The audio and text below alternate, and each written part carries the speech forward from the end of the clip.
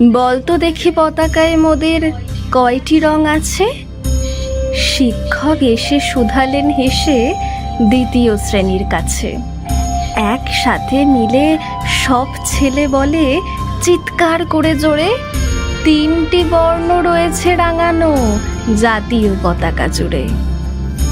শ্রেণীর পিছনে বেঞ্চের কোণে শিশু ছিল এক বসে। পতাকার মাঝে 5 রং আছে, বলল সে মৃদু ভাষে।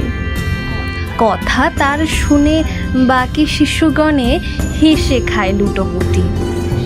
শিক্ষক রেগে বলেন হেঁকে, বোঝাও কি করে 5টি?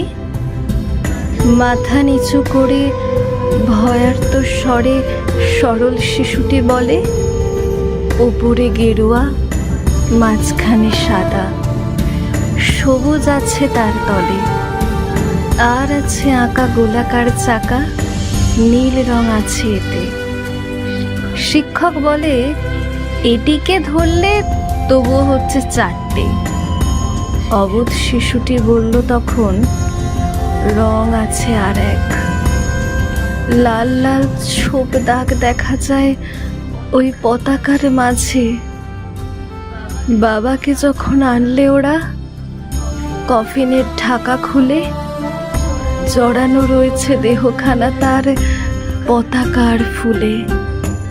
রক্তের দাগে ছিল লাল ছোপ ওই পতাকার মাঝে।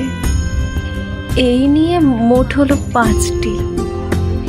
এবার তো ঠিক আছে। সরল শিশুটির জবাবখানি কাঁপিয়ে দিল বুক।